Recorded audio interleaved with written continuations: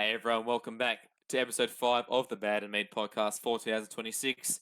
I'm your host Dylan, and today I'm joined by our one and only co-host Declan. How we doing today, matey? Mate, I am in a shit house of a mood. Shit house. I'm fucking fuming. I'm absolutely fucking fuming, mate. Like, do you know what's happened this week? What's wrong, mate? What's wrong? Tell me. You want to know what's wrong? You want to know what's wrong? Yeah. That we are the capital city of Australia, right? Canberra. We've got the worst fucking stadium in the entire world, okay? In the entire world. And and this brings us to our new segment, Dill, doesn't it? I'm fucking fuming. Tell us about it. That's right. Yeah. Well, our new segment here is we're going to be picking a talking point each week in regards to something which pushes our tempers beyond the limits. So it could be a referee decision. It could be something in the media we don't like. Something in regards to opposition teams. This week we're talking about our treasured one and only GIO Stadium, in which Ricky Stewart has dubbed it Shithouse Stadium, where the Bulldogs come and play at our ground on the weekend, and in quite wet conditions, and in a little bit of embarrassment, to be honest. Yeah. It's really funny because we were actually in front of where Cameron Ciraldo tried to open the box, bro. I bet you he threw a fist, 100%. He was that fuming. He was fucking fuming. He absolutely was fucking fuming. Well, and we know he was trying. Apparently, he said that he was trying to wipe the fog off the windows, Bro. And then apparently the glasses popped out of the frame and slashed. Now that sounds a bit far fetched when you think about that. And I mean, we talk about that in particular. That doesn't necessarily mean instantly. Nah. The stadium needs to be revamped. It needs to be upgraded straight away. I mean, I'm sure that happens in plenty of other places. Oh yeah. But I reckon there might have been little fisticuffs of, involved. Maybe when Jacob Preston scored that try, it was a bit of celebration. But like you said, Dick, we saw that at the game. We were like, "What's going on here?" And then the scenes pursued. Yeah, the security guard was like, he was panicking. He was like, "Oh, I don't know what to do here, man. I'm just a secchi." But no, for real though, I think it is so embarrassing because this isn't the first instance where Canberra has been dubbed a terrible stadium, a absolutely appalling stadium for visiting teams. Not only visiting teams, but for anyone to visit. Look, I'm going to dive into this one real quick. Now, it is so frustrating that we have had zero, I'm saying zero, anything, nothing has been talked about for the stadium. No work on the stadium. There's been no look at a new stadium within Canberra at all. There was a couple. There was one at the waterfront in Acton, and there was also another one at the Civic Pool, which both got torn down straight away because, we can't bother to put money in. Look, I get it. There's other things to put money in around Canberra. That's completely fair. But this stadium is like literally tearing apart. Channel 9, Hudson Young did a flipping interview with Channel 9, and they were like, "Oh yeah, we had to wear umbrellas under the ground." The ground. Who is wearing umbrellas under the ground? Like, seriously. That makes no sense. The flood route, bro, the change rooms were flooding, water all over the ground. There's buckets everywhere. Hudson Young, he's fed up. It's good because it's not only the fans that are frustrated and the staff that are frustrated, but the players are like going, "This is not fair. Why do we live in a capital city? Why do we have one of the worst stadiums in the world?" Now, it's a bad look. 100% it is. We'll get into the capital cities. Let's look around the world, okay, Dill? Let's take a look around the world. Where shall we start? Let's start America. America's capital is Washington, D.C. They have a beautiful national park, which is baseball. That stadium is absolutely superb. It is dubbed as one of the best baseball stadiums in America. Next, let's move on to the Audi Field. Okay, that's soccer/football over there. I think I don't know, Washington something. I don't know what their football team is, unfortunately. Beautiful stadium. Next one. They have three. By the way, they have 3 stadiums. 3 stadiums. Okay. Capital One Arena, the basketball with Washington Wizards. Okay, superb stadium. Now let's go to Brazil. Okay, Brasilia is the capital of Brazil. I don't know how to say this name, but Arena BRB Mane. I don't know how the hell. I'm sorry. That's all good. That's all good. That's all I good. don't know, but beautiful stadium. It's football stadium. India. Let's go to India. New Delhi, Arun Jaitley Stadium, another superb stadium. All these capital cities around the world have these fantastic $1 billion stadiums that just look superb.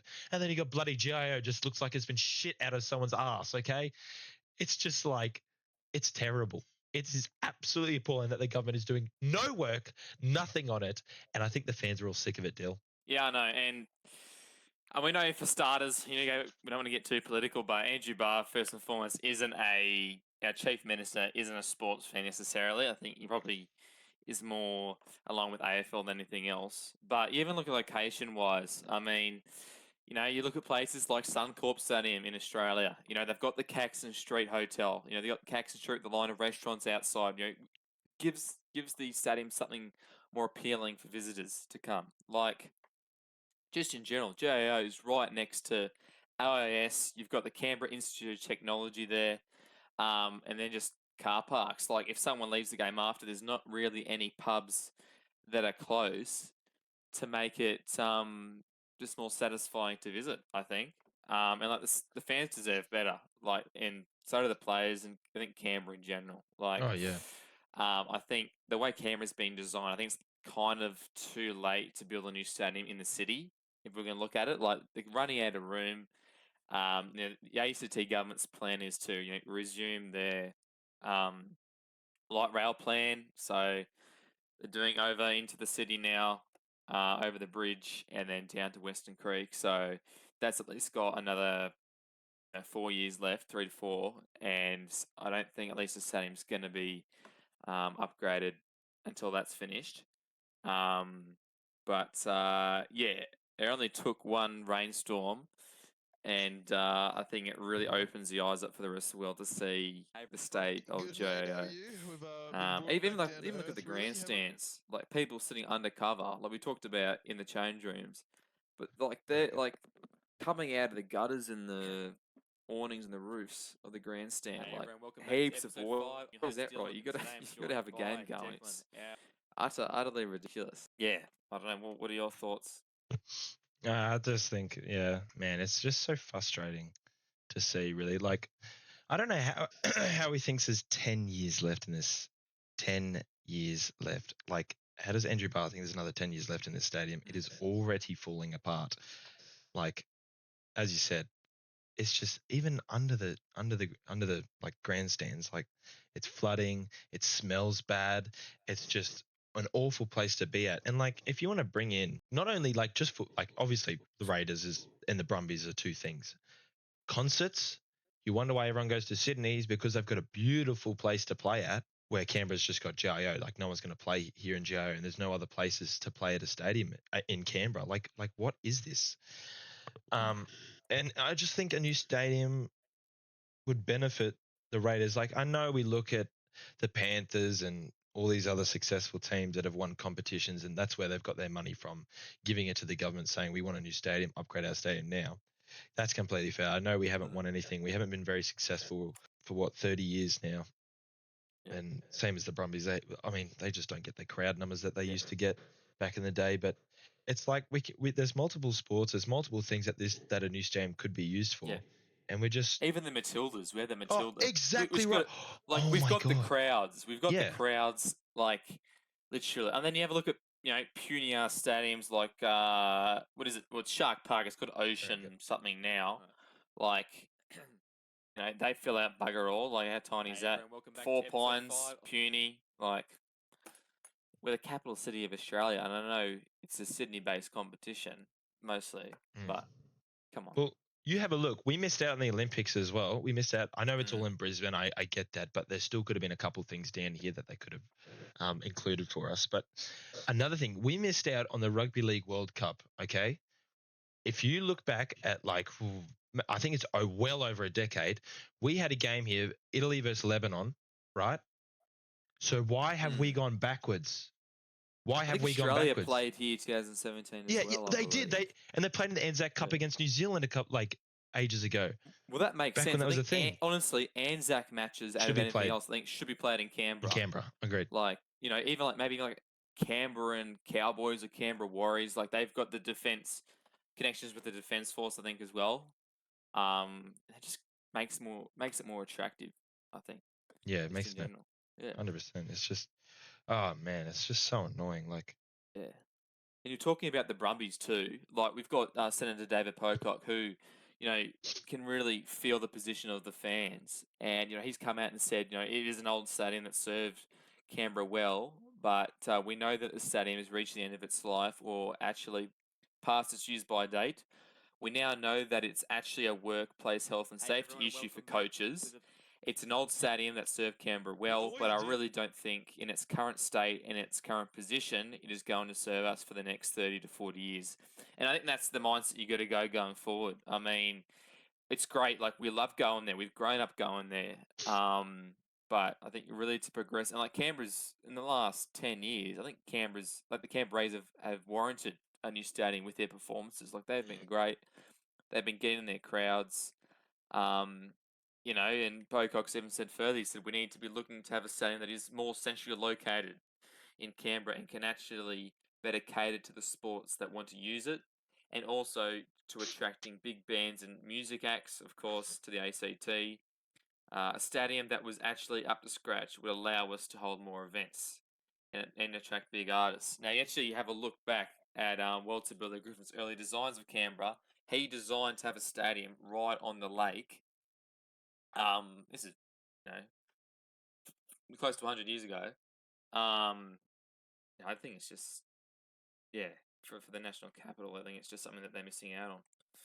so dumb, isn't it? It's just, it's so annoying as fans, as players, or as staff, or as the government. Yeah, Like staff, yeah. Andrew Barr, like, bro's got no idea. Dead set, no idea.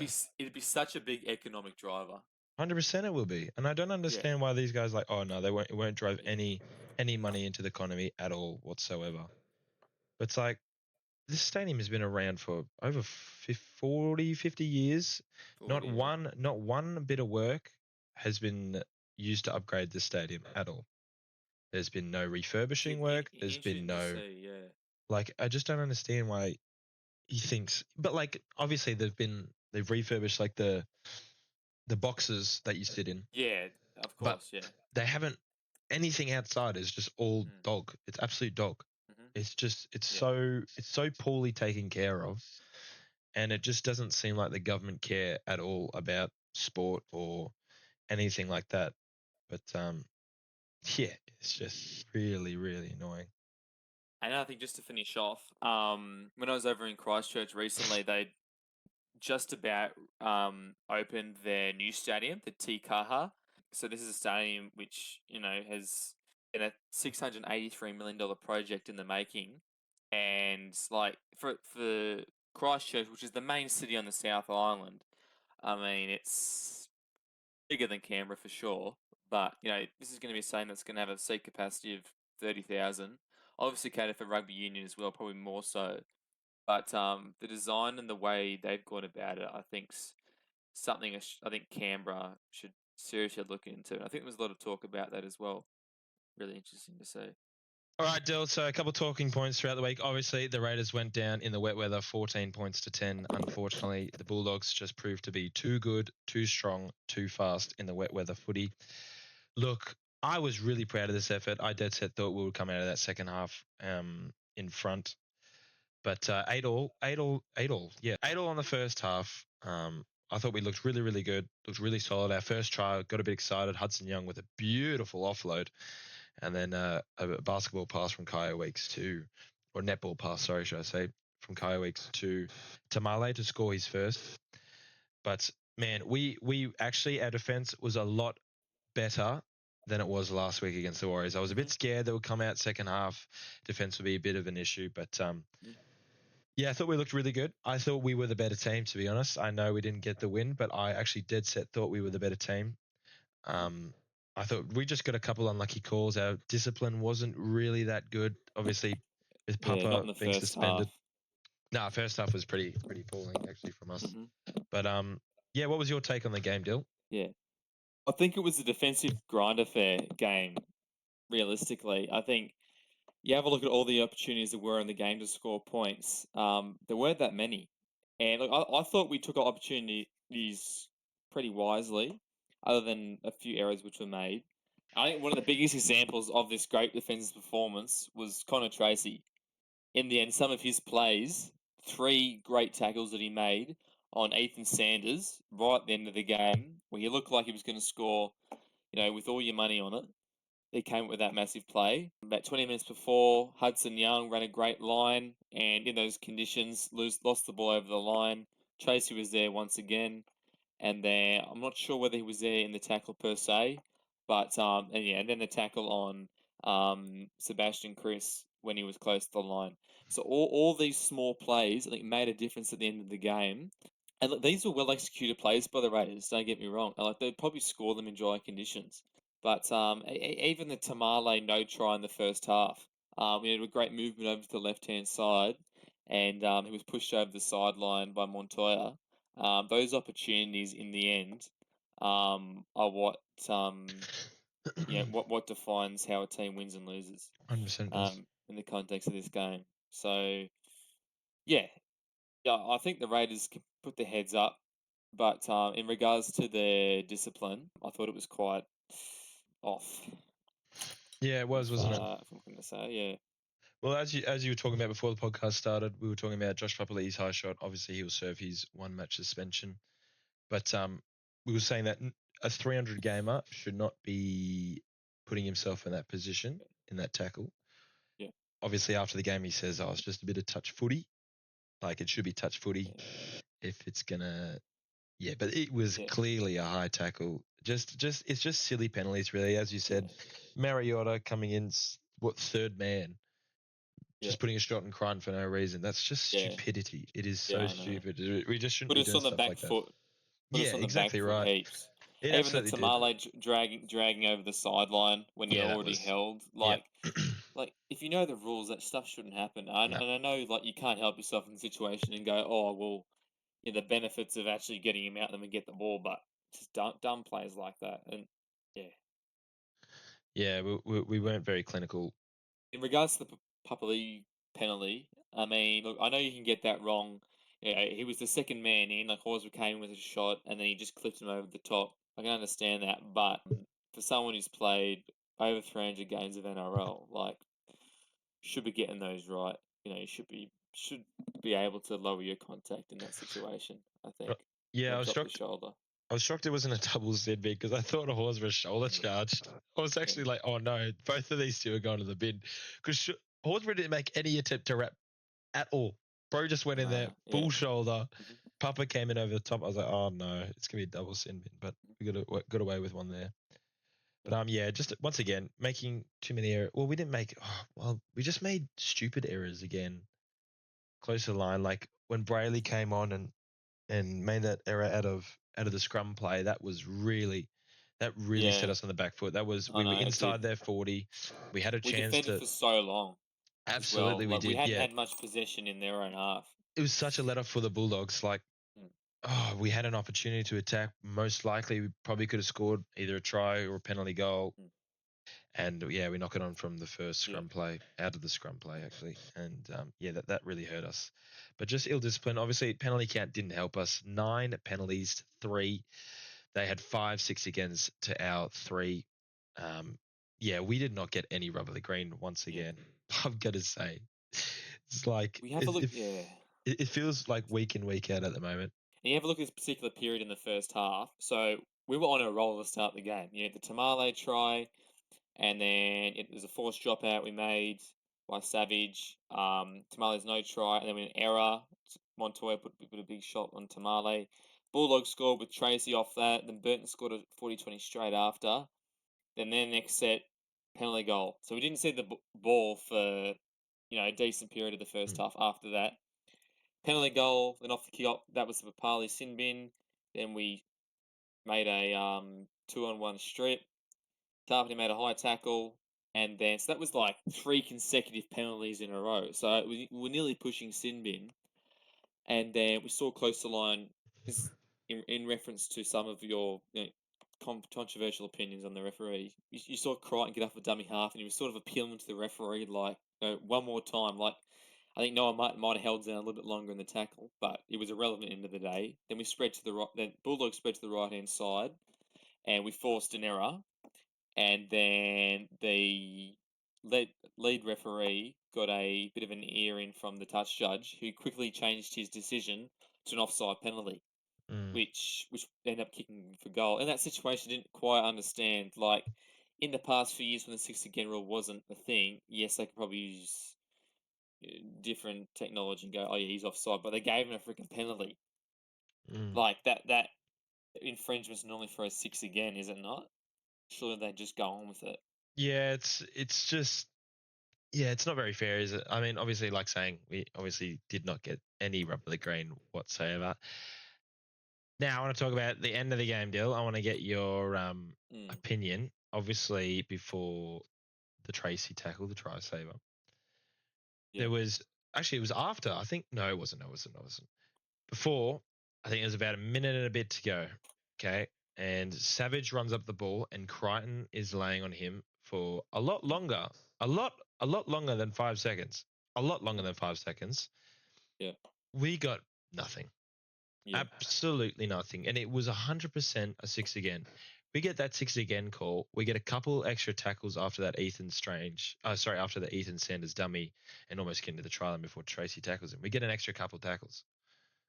Mhm. And it's just like we probably go to win that game. I know Ricky comes out and says, "Oh, we win that game last year. 100% we win that game last year." Completely agree. Completely Yeah, agree. no, We luck on last year your we win that side. game 100%. Just didn't get any luck. Bit unfortunate. Yeah, it's just it just seems like we're leaving it to the last minute again. I know the rain cleared up, but man, we played. I think we played a lot better than we did last week and against the Warriors. And yeah, I thought we were really solid, and we just got a bit unlucky. And the Bulldogs prevailed in the end. Their defense held out really, really well. And Tracy, man, can't go past him. He was fantastic. Yeah. Different game to last week. I mean, I know both. Like, we haven't had any luck with the weather, full stop.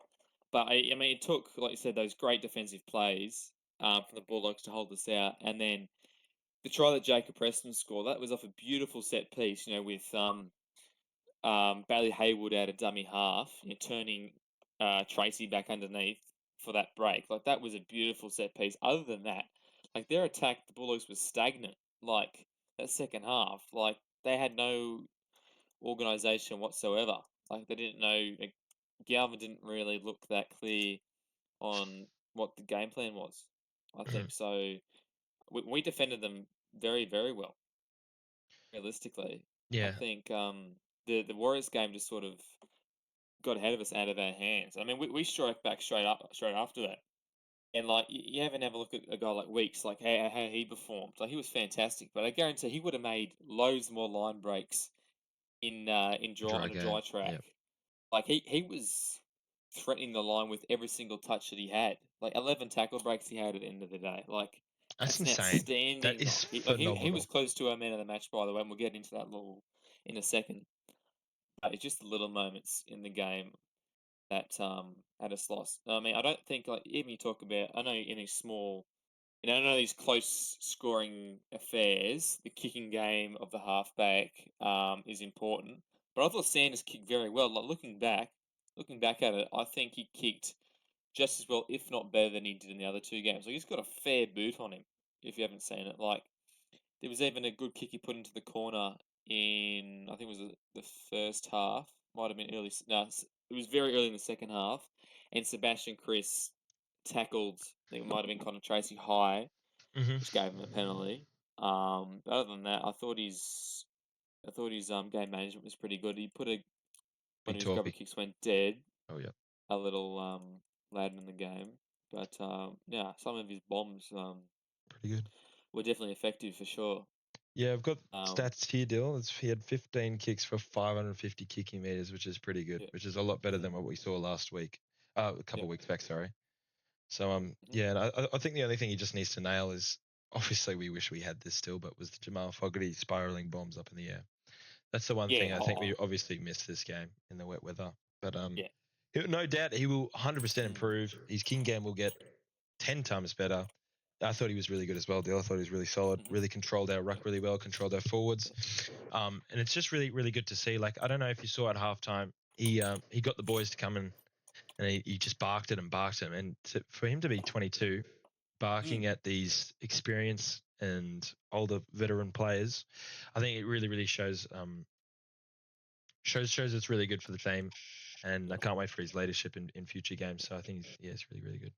Yeah, to be able to have that voice, like a big enough voice to be able to talk, sort of down to your more experienced players in a way. Being very clear on what you want at his age is a really, really good sign. Absolutely. And we talk about his composure once again. We saw it in the first game of the season. Like he had the confidence to take on the line with the last play of possession that we had, and he made a line break, and we nearly scored off it. Mm. Like it took a miracle cap to tackle to stop him. And then watching it live, I don't know what you thought. We thought that Noah No, Martin was Martin. open. Looking at the footage again, He can't. Crichton was Yeah, pretty close he to was him. pretty close. We don't know what would happen. No idea. So, yeah, I back him. Yeah, he That 100%. happens some games. Yeah, he 100% made the right play. Like he made the right decision going dummying. Yeah. I think Noah Martin, he looked close to overrunning the play as well, but also Crichton was right there.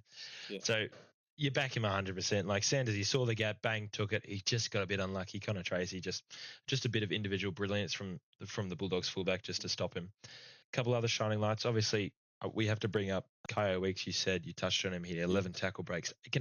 11 tackle breaks is insane. And imagine him in the dry, like you said, be fantastic. He had 204 run meters for 19 runs, which was the third highest in the game. And then kick return meters at 108, 46 post contact meters, a line break assist, a try assist, 11 tackle breaks. He was absolutely fantastic, Kyo Weeks, and he just seems to be getting better and better every time he plays. Like that Manly game he just has played 3 absolutely solid games, and he just keeps improving every week. Yeah. I think the only thing he just needs to work on more is his wrapping ability into the attack. I think if he can wrap either side of the field, I think he becomes a lot more threatening and a lot more exciting to watch. He can burn any player. I'm telling you, any player on the outside shoulder quite comfortably. So I think that's the only thing he needs to work on. But obviously in wet weather games, it's pretty hard to do that. Yeah. But he was absolutely phenomenal. He just keeps proving everyone wrong that he is a world class fullback. Yeah, absolutely, 100%. Like you said, times 2 on what you said for sure. You talk about the other 2 of the back 3. Savage, I thought was pretty strong coming out of our own end. I thought as well under the high ball, like Trinder put up some absolute pearlers, big torpedoes, and there's one like he had to sort of reach out to get, and he took it in. Like he did a really good job at that. Other than that, bit of limited opportunities to score points, I think. But the other man, our guy Sav Tamale, who's been very strong to start the season. You get the odd error with Tamale, but I think that's sort of just a part of his game. Like 29 runs. We haven't seen a Canberra Raiders player have that many runs since Jordan Rapana in the semi-final against the Knights. He had 33. Wow. Absolute workhorse. But 29 for a player his age, Tamale, is absolutely incredible. 277 running meters, 66 post contact, 5 tackle breaks. What a knock. What a knock from the young fella. Whenever we needed a carry, he was there to take one, like constantly, not even 2 runs a set. Like he was great. And then just positionally to score the try, he was there. Yeah, he's really, really impressed me so far to start this season, has Sav. He's been absolutely fantastic. And obviously, like you said, he's got that one error in him, but every time he makes an error, he doesn't put his head down. He doesn't go, he makes up for it. But he makes up for it. He absolutely makes up for it. He made an error early in the game, and he's just run 277 run meters. 277. He almost cracked 300, which is ridiculous for a winger. And for a guy his age, with the numbers he had, it's absolutely phenomenal. And it's quite ridiculous, really, because he's getting better and better. every week. And this is really exciting because most of our team just seem to be improving week in, week out. But him under the high ball as well, he also improved. I don't think he dropped one actually, which was really, really good off the top of my head. But his combination with Sebastian Chris is also developing really nicely, and yeah, he's getting really, really good, and he played really, really well for us out in the wing in the wet weather as well. Yeah, in reference to our other outside backs, Simi Sasangi is our player who gets our Viking Shield Award of the week for his performance. And like this isn't necessarily because he made so many tackles in the game, right? You could have a look at the stats and go, all right, well, you could say, oh, yeah, Tom Starling didn't miss a tackle, right? He gets the points right this week. Well, because of the occasion, like he was up against Stephen Crichton, the best centre in the competition, In the world, in the world, might I add, and he held his own on multiple occasions on that right hand side. Fantastically. Even in attack, he put that great right foot step on Crichton, beat him all ends up, then put an offload back on the inside. Even against Kickout, we had to mark Kickout a few times throughout the match. He was great. Like he stood in front of them and just made the tackle. He was very clear on what he was doing. And so shout out for Simi. yeah, Simi was awesome, man. I just like again, we love Simi here on the podcast and the Bad and Mean channel. We absolutely love Simi. But yes, as you said, 16 runs, 155 run meters. Yes, he missed a couple of tackles, but defending against one of the best centers in the world is not an easy job, and he made it look easy, which was fantastic. And Crichton, the only time he was able to do something was when he swept over to the other side of the field where Sebastian Chris was defending, and they did score a try off Connor Tracy with a sharp offload from Crichton. But Simi, man, his late footwork, I am telling you, his late footwork in attack is so good. It is outstanding. So dangerous. He beats first player every time. Every time. He is just a machine, and he's just doing it week in, week out. Like, he is one of the most underrated centers in the competition as we speak. I dead set think that. I think we're getting to a stage now where Sebastian Chris is more likely to be dropped. Than Sasangi. Sasangi, yeah. Not that Chris is playing bad at all. He's doing a serviceable job, but Sasangi is the form center in our team. I think eventually he probably will move back to the bench, but I hope he does. What happens. But he thoroughly deserves that position in the starting team. Oh yeah, 100% he does. And like I said at the start, before the season started, he's a natural center. He is a center. I know it's great. He can play anywhere he wants, which is great for us. But he is a center because these stats don't just show he's a second rower. He can play in the centers, and that's terrific to see as a fan. And shout out to Simi for the Viking Shield Award. 100%. Another player which I'd like to give a shout out to, who absolutely tried his absolute guts out. He tried his absolute heart out throughout the entire match. Is Hudson Young. Oh yeah. I think ran for 130 meters. He was in absolutely everything. I mean, he tried to put it a little too hard on a few occasions. He came up with a few errors, but you have a look at the errors he made. Like was trying something. Like there's one pass which was a little bit behind him in the first half. He made a carry. It dropped the ball over the line, but you can't really. That's just stuff. Sort of criticize him too much for that. The other one, him and Sanders weren't communicating quite on the spot, and he'll drop the ball. But in defence, like running over the top of Stephen Crichton, like just see that footage, like yeah. All right, what a unit. He is an absolute unit, and he is really pushing to start for this New South Wales team. By the way, he's really making a case for himself because I think he's one of the form second rowers in the competition right now, if not the best second rower in the competition right now. Hutto Young, just hard on his sleeves type stuff. Like, yes, he's got the odd error in him. He made quite a few, but it's just he doesn't give up on the play. He doesn't give up. He wears he wears the emblem on his sleeve, and he just absolutely loves playing in green. And as a Canberra Raiders fan, that's exactly what you want to see from a superstar player. And no doubt we'll probably see him be one of our front leaders in the future, and probably captain in the future. So really good stuff from Hado Young. He just non-stop trying, and that's what you want to see. Yeah, fingers crossed. Fingers crossed. Yeah, he's yeah, got some absolute dog in him. That's for sure. Any Got other that dog. players you think? So, do you think there are any other players you'd like to talk about in the match day? Um,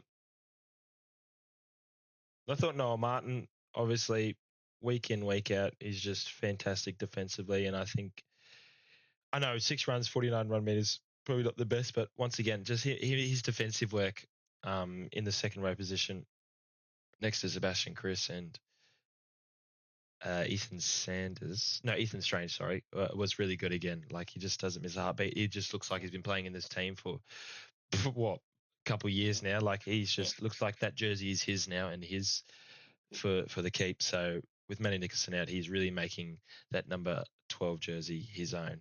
So I think he's been fantastic. But Only one missed tackle. only one, exactly right. He's only missed 2 missed tackles in 3 games, which is phenomenal work from Noah Martin. But Dill, do you think this was one of our games where maybe we should have used one of the extended bench? Like, you reckon we should have put Dane Laurie on there just for something different in attack? I was thinking that. Yeah. I don't know. I don't know. Like, only because we were down on points. This sort of goes sort of away from what Ricky Stewart was thinking, just how he thinks week to week.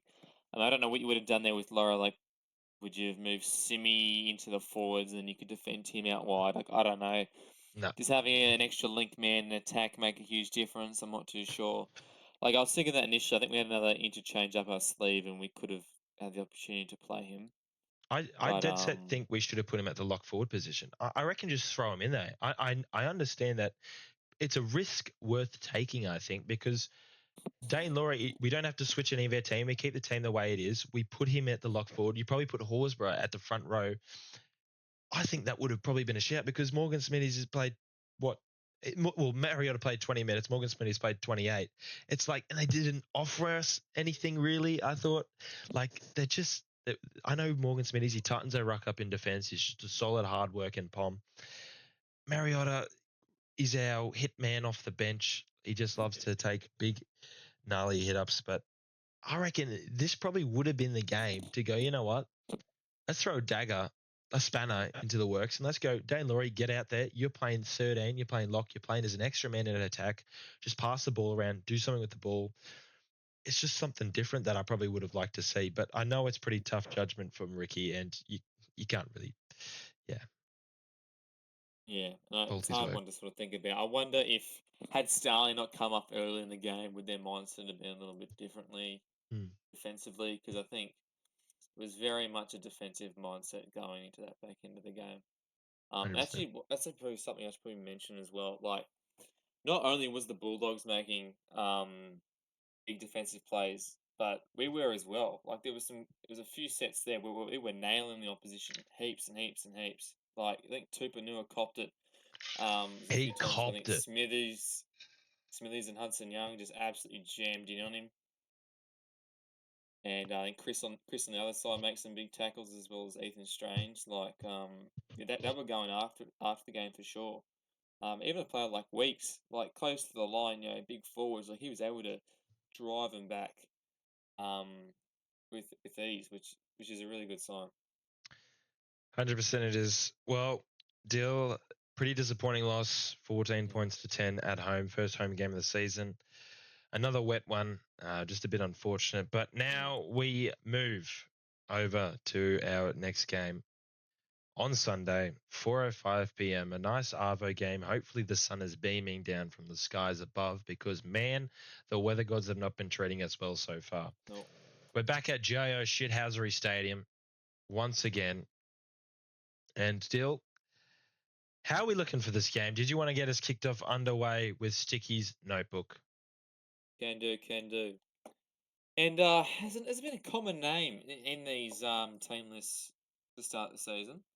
Josh Papali's not doing ourselves many favours. Obviously, he had a failed HIA against Manly, and now he's out for another week with a high tackle charge. So Morgan Smithies once again comes in to fill that starting role at Uh, prop, and our main the Rod Dog Joe Roddy from Tumut comes and pushes his way into the 17.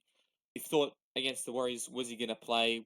We saw Matt Timoko named in the 17. So I think Ricky Stewart's going to run consistently in that criteria about how anyone at 17 is going to at least be on the field to play. So I think it'll be interesting to see how we use him. Yeah, congrats on Joe Roddy. Obviously, we saw him in a game last year at the back end. So I nearly classify, I know he scored 2 tries, so it was fantastic.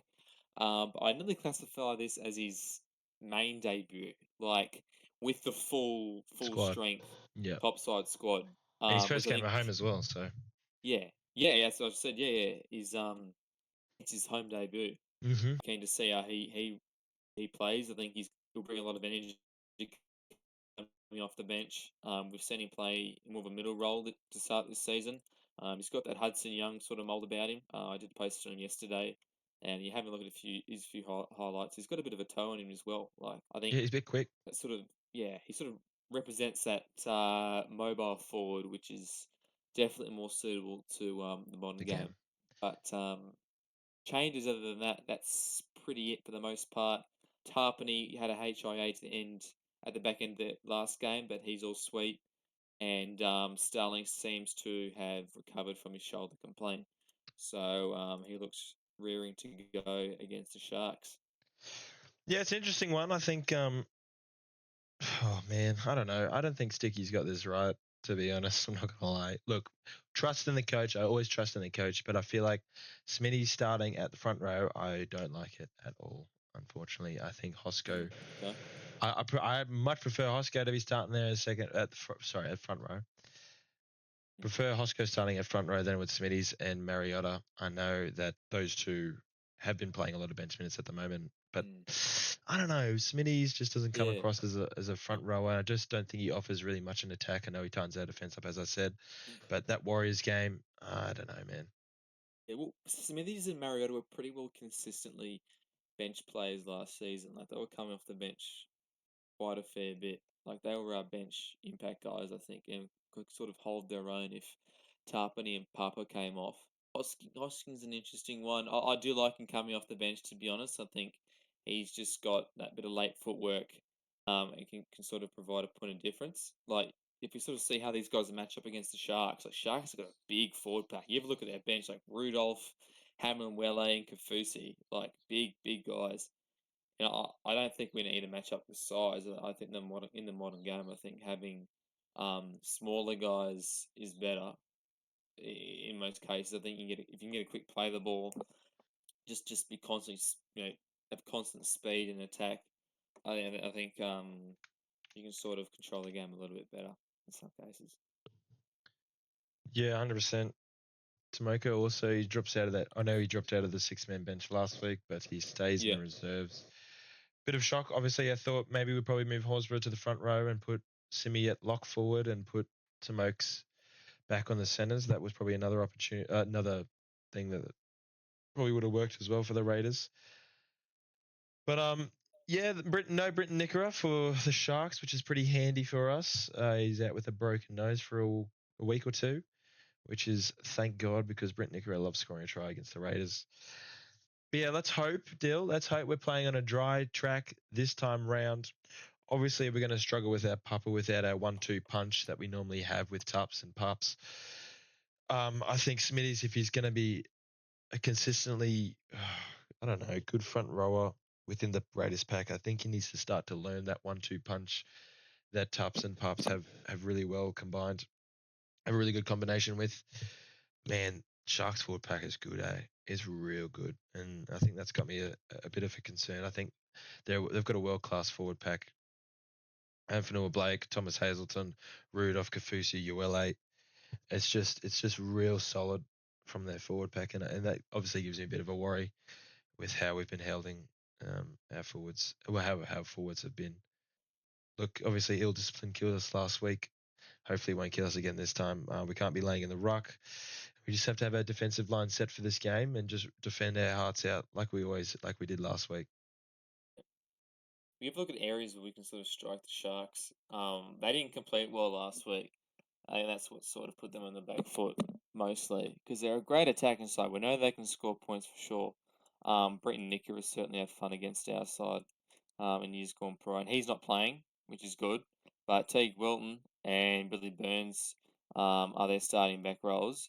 So I think that matches up pretty nicely. Obviously, Noah Munn hasn't Mm. played many games, but Hudson Young, he's a rep back rower. So that'll be a good battle out in the edge there. But I don't think you can really assess the Raiders' performance overall based on the 3 games to start the season. And in regards to our attack, I'd say, I think once you've seen us playing on a dry track, then you can sort of get a bit of an idea of where we're at. But I think hopefully this game will give us an understanding of that. We'll go into our key matchups, our home guns for this week. This week we've picked the hooker battle. So we've got Tom Starling up against the Sharks' Blake Brayley. Tom Starling's 2025 season, he had 4 tries. He had 5 try assists. He had a 91% tackle efficiency. Wowzers. And that's pretty much as far as a hooker goes. They're the main stats you'd be looking at. With Blake Bray, I thought he had a fantastic year last year, certainly to end the season. He had 3 tries. He had 14 try assists and had a 94% tackle efficiency. So 2 hookers with, I'd say Blake Bray is certainly more so the creative style of hooker. Whilst Tom Starling's very much got his running game as his main strength, and he'll make up for it as well with his defense. But they're certainly very important aspects to each other's attack. Now, obviously, Starlo and Blake Brayley go head to head for this week's matchup. But yeah, Starling, his work in defence, I think, is his key area of improvement from last season. I think he was fantastic last year with getting us out in the front foot in defence. He was always the first man up to make the tackle. For example, that RCG hit that we saw at Cbus Super Stadium against the Titans last year. He was the first man up, and he was the littlest man there, and he took on the biggest player on the field. And I think that's his strength and his ability is that he's very fast up in the ruck and up of the faces of the players, which really frustrates them. And I think that's his strong point. Really good quick running game out of dummy half. He can spot markers offside quite comfortably, and he won't be afraid to take up a hit up. Blake Brayley, he was fantastic at the end of last season. We haven't really seen much of him to start this year. I think he was really good round one against the Titans, but that's against the Titans. So anyway, but yeah, he's been pretty ordinary these last 2 weeks. I think his footy IQ is absolutely fantastic. He's probably pushing for a number 9 New South Wales jersey as well. But he just really needs to show his footy IQ and really stand up in the tall situations because he really went missing in the last 2 weeks. But yeah, another fantastic battle up between these two, and it'll be fantastic to watch it live at the game. Yeah, well, I think he's just got such a key role in getting their forwards on the front foot, like just getting out of dummy half and just getting them rolling. Can really give them some momentum to start the match. We've got another matchup up here, Declan. Battle of the fullbacks. Would you like to go through their stat battle for this week? Yeah, still, I'll go through the battle of the superstar fullbacks, Kyle Weeksville versus Will Kennedy. First, we'll start with Kyle. 11 tries he had last season, along with 7 try assists, 16 line breaks.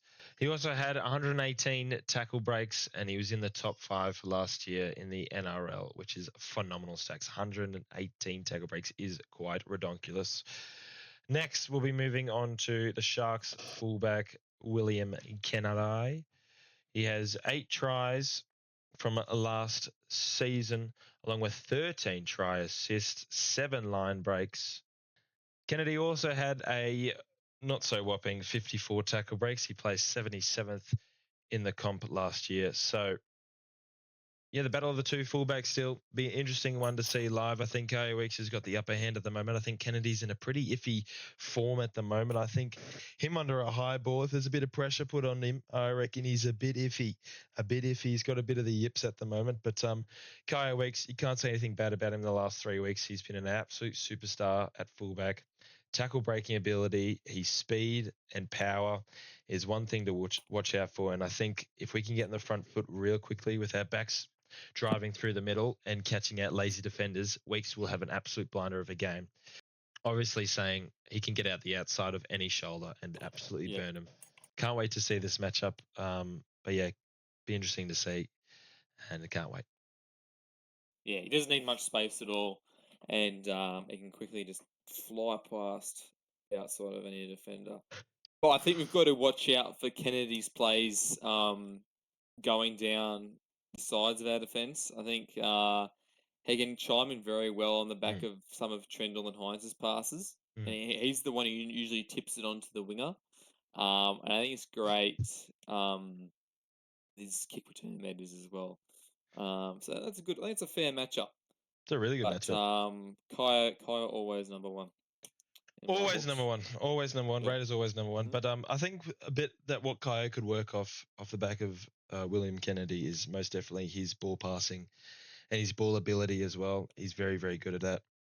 Switching around the ruck, you don't know which way he's going to go. He deceives the play. So just like you said, Dill, fantastic analysis from you there. Alrighty, Dill. We're going to get back to more than a couple years ago. We're going to go back to 2019, the golden era of the Canberra Raiders, what was meant to be, but unfortunately wasn't.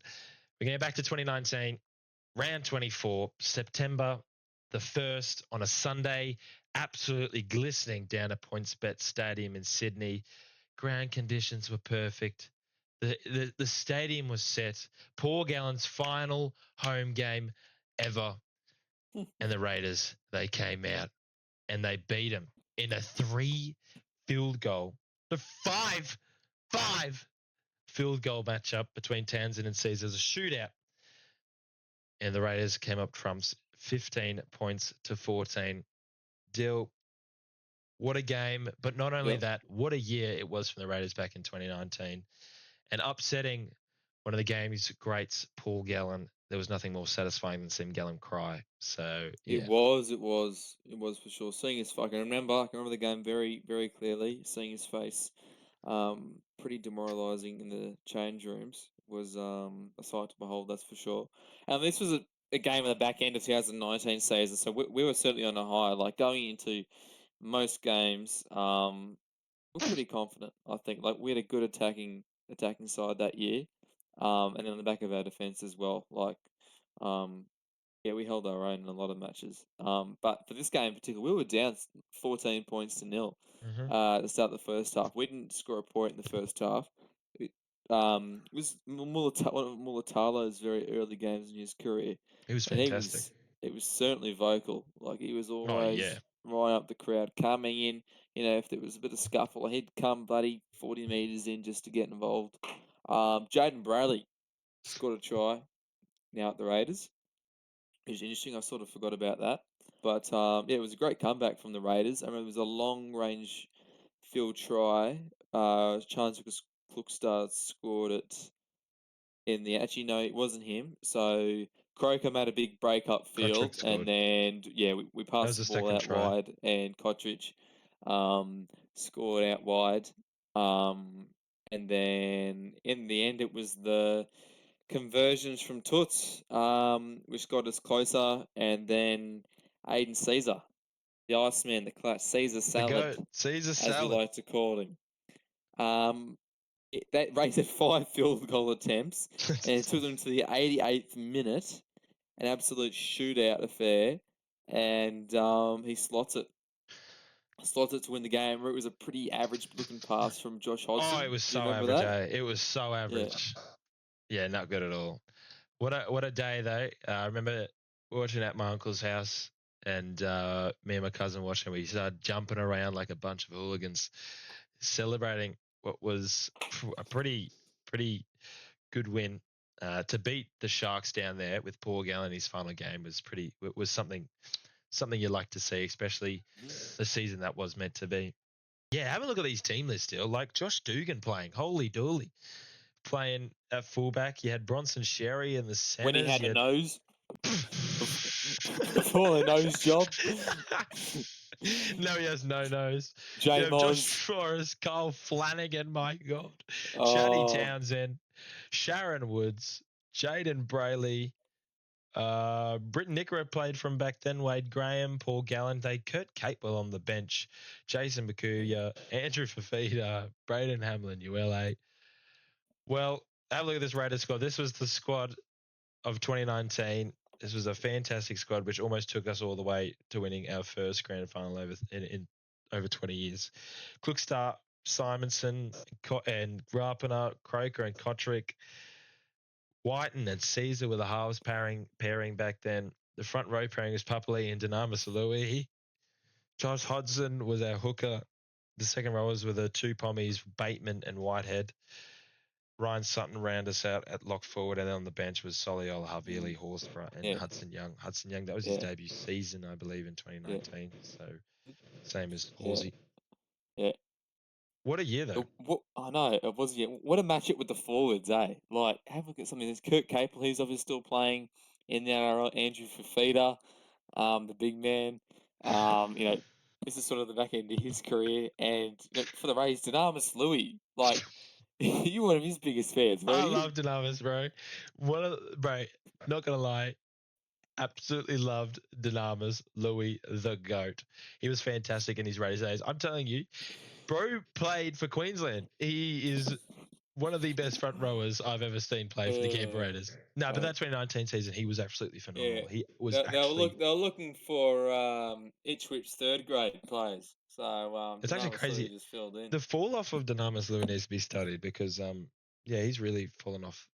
I haven't seen his name pop up anywhere. That 2020 season, like to make the Queensland squad, he was like awesome. he had a good stint there. He thoroughly was deserved it. really, really good. He thoroughly deserved it. Yeah, 100% he did. There was a game against the Tigers where he hadn't scored in so many years. Like, never scored a try for the Raiders at all. And then he came in and scored. And the next year he went on like a 3-game try scoring streak or something like Insane. that. He did all right there. It's just pretty funny. Like, you look at the players, you look at this squad, right, and you go, "This is not a premiership winning squad." With you think nowadays, you go, these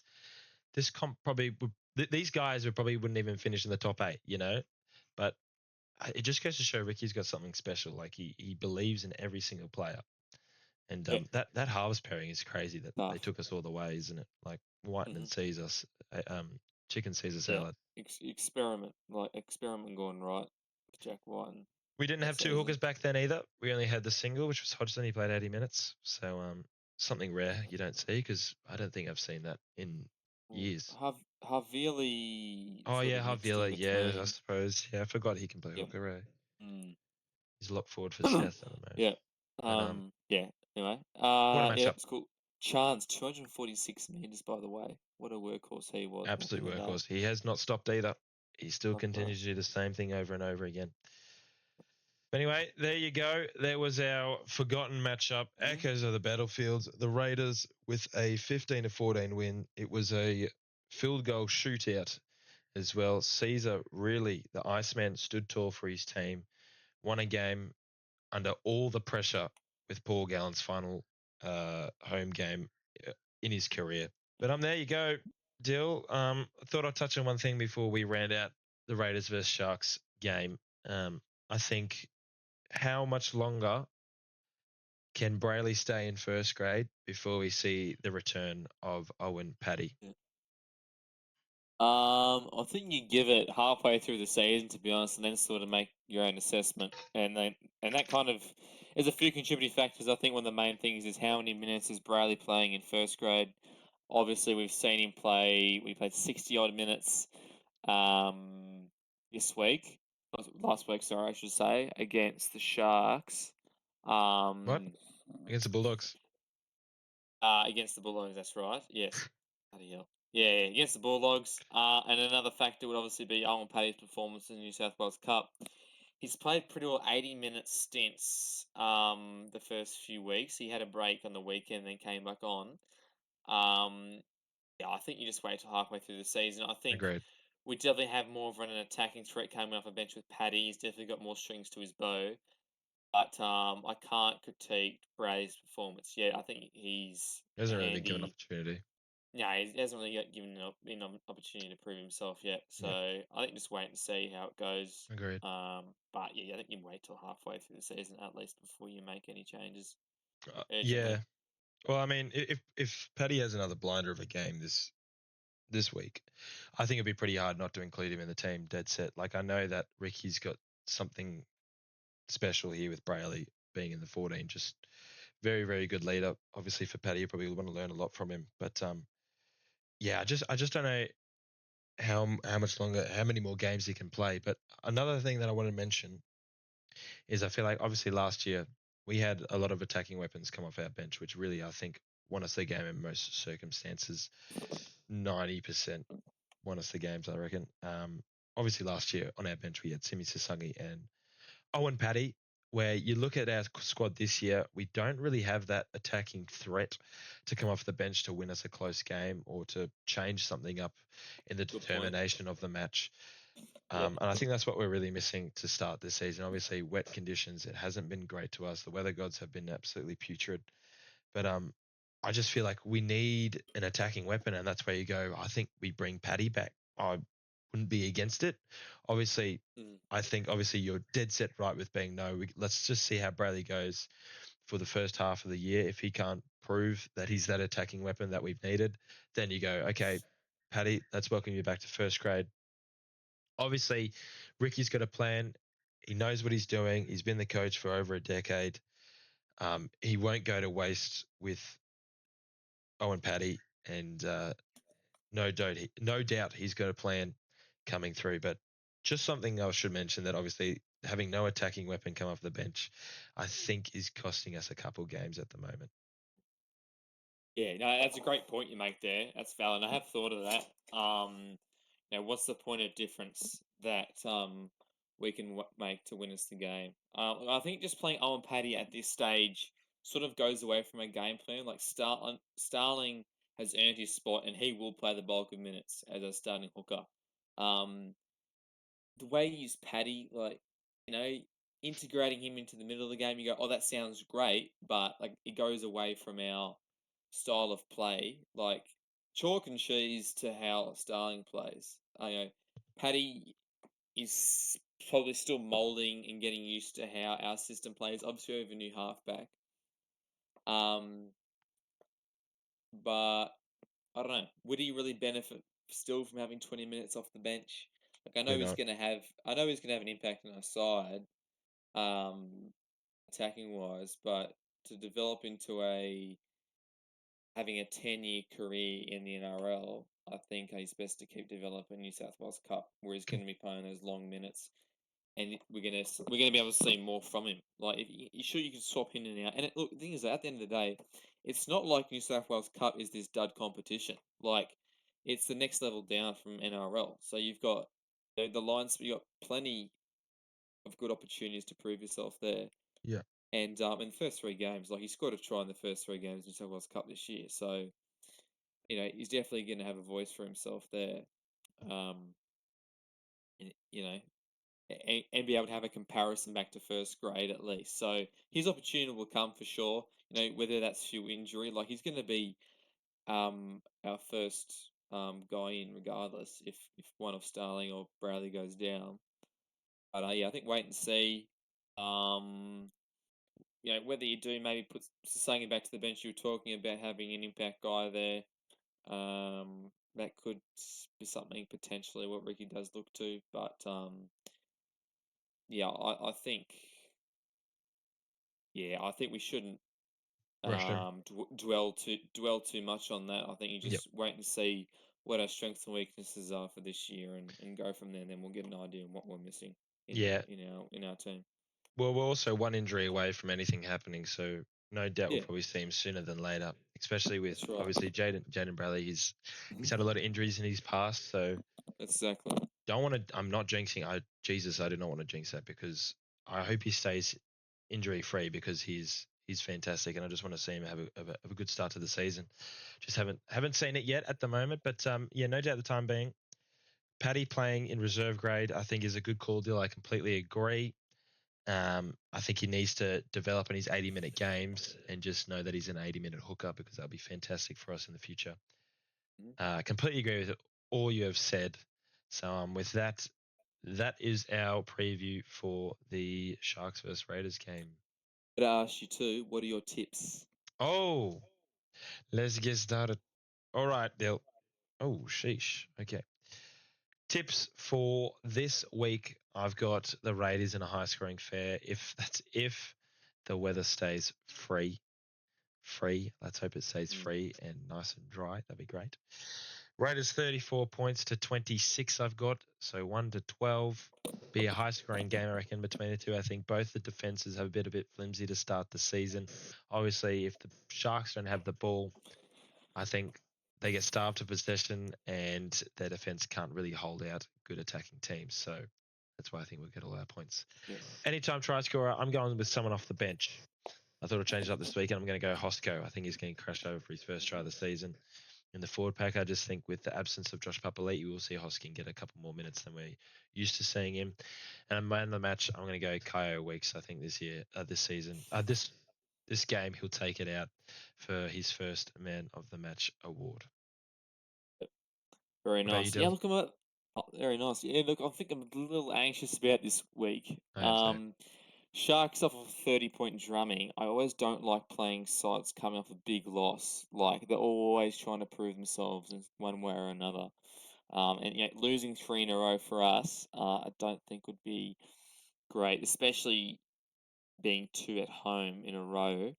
Wouldn't be overly flash, but fingers crossed a dry track.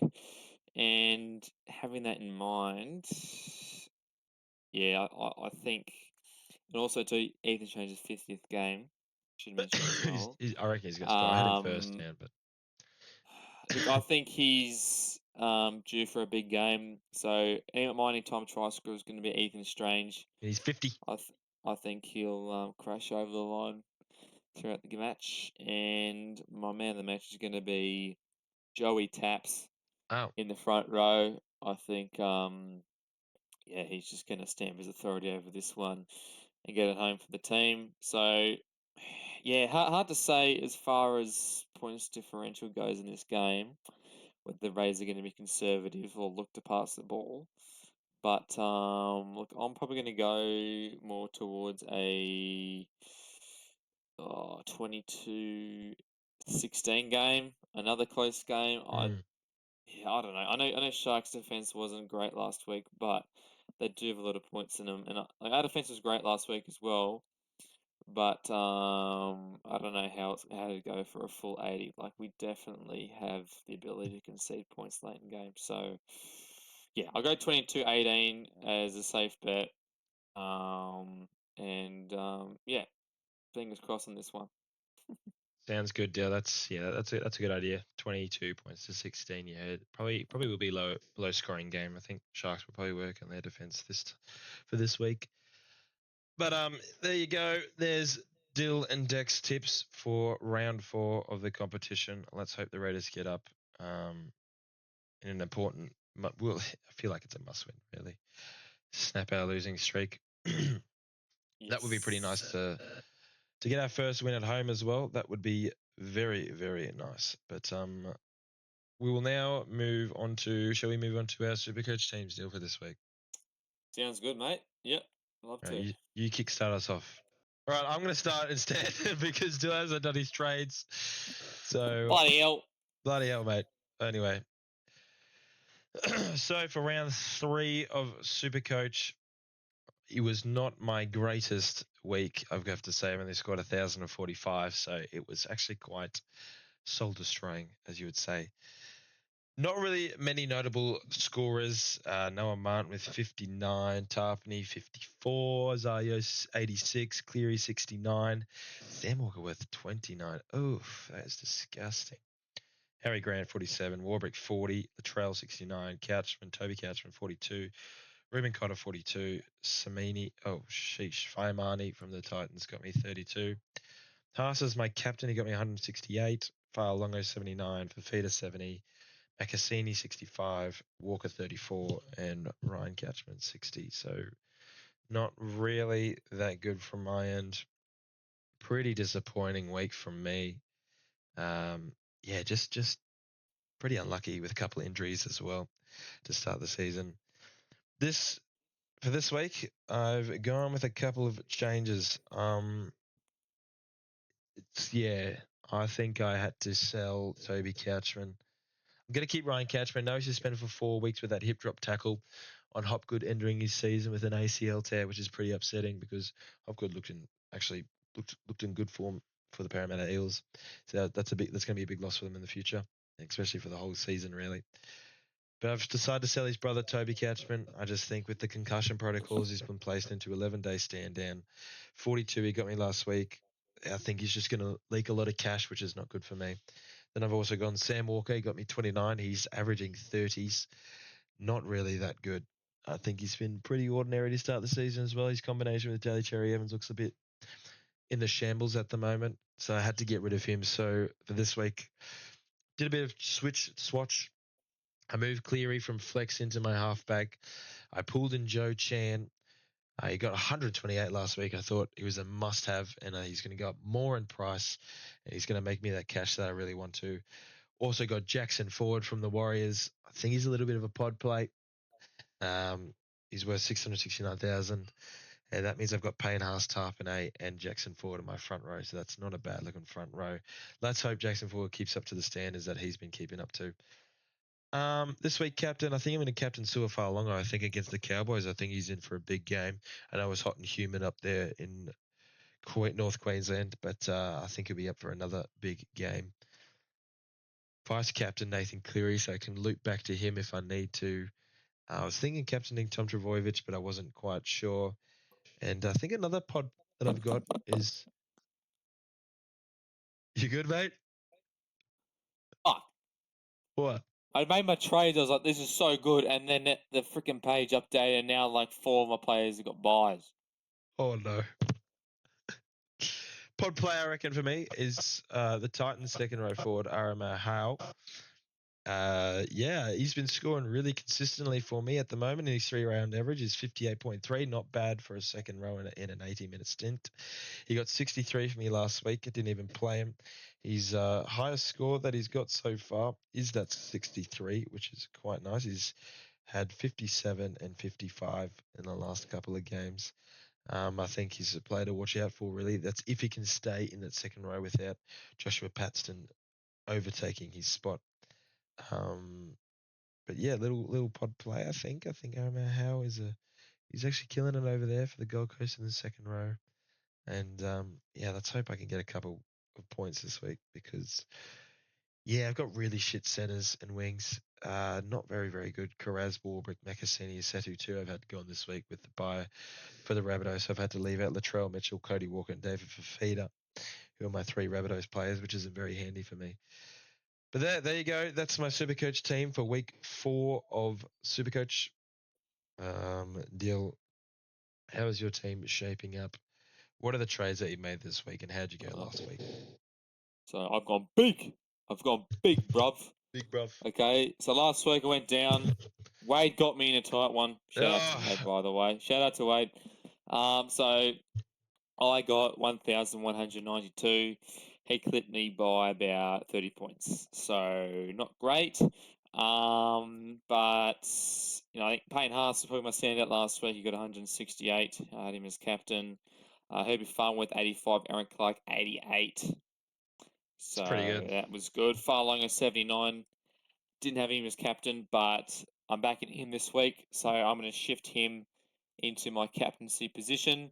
Trell Mitt has got the bye, so he's going to be benched this week.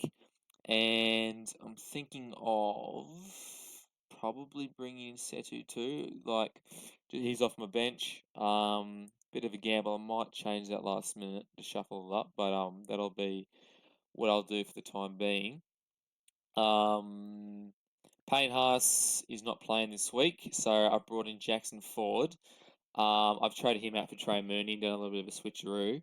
But Jackson Ford and Horsburgh will be my starting props. I've traded out Bernard Owelu for his replacement, Reece Robson. He got 65 last week. He's still below $500,000, so I think that's what I'm going to be doing. Fafita's got the bye, so I'll swap him out. And Gilbert and Clark will be my second rollers, and the other will probably be Noah Martin. He got 59, so that's looking promising. And yeah, I think that's what I'll be doing. I'll be keeping Kinney on my reserves as well, and I'll keep Sanders in the mix too. So yeah, hoping for a big one this week. I've got. Who do we have this week? Who are you taking on? I am taking on Bowie, the B team. Oh, the B team. O-Dog. O-Dog. Jeez. 11th. He's ahead of me. Bloody hell. All right. A bit Looking of good. competition going my way. You've got Turbo or Hospital. Yeah, I've got Mark. I've got Mark Turbo or Hospital. It'll be pretty interesting because he's sitting at 8th. I'm sitting at 5th. We may as well go through the ladder, eh? So Dill is currently sitting in 12th spot.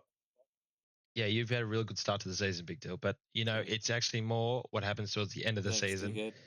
Because, yeah, Supercoach is all about that. I think if you lose earlier on, it's better. Not going to lie. Don't know why I think that, but that's what I think. Big Red, Wade is on top at the moment. He's won 3-0. He has not lost a game. His points differential is 493. His total points scored is 3,742. Juice World is also second. He's 3-0. J Train Station, who I lost to. No, I beat him actually. Arns does. That's who I lost to last week. He got me. He smashed me really. He beat me by 200 points because I absolutely shocker last week. But yeah, it's the competition is slowly heating up. The bottom of the table is Tui's All Stars. Dill, you're quite close to the bottom, mate. 3 rounds in, mate. Long season to go, and I know you for sure. There will be no forfeit for me. Oh yes. So you don't have to worry about that. Yes, there is a forfeit for person coming last. The person on top gets to choose a forfeit. If you guys in the comments have a good forfeit, let us know. Give us some ideas. That'd be fantastic. But yeah, hopefully if we build this podcast up a bit more, we can start our own little super coach competition with you guys that support us. That'd be awesome. We could put a couple cash comps in. Oh yeah, that's probably never going to happen. But anyway, it'd be good. It'd be good if we get the popularity and get a couple of people to watch our podcast. But yeah, thanks for the support so far. It's looking good at the moment. Yeah, that's Super Coach for week 4, 2026. Dill, sign us off with anything? So, yeah, I don't think there's anything else too much to say. I think, yeah, we'll continue with a few Instagram posts throughout the week, a few edits here and there. So, yeah, definitely stay tuned on our Instagram page. I've been saying the last few weeks that we've been trying to get our podcast uploaded to Spotify. This week, finally, hopefully, will be the time we do it. Just sort of broaden our horizon. I think we'll get a few different audiences on there as well. So yeah, fingers crossed on that. But without further ado, thank you all very much for watching episode 5 of the Bad and Mean podcast, and go the Mighty Raiders. Up the green machine. Let's get this W.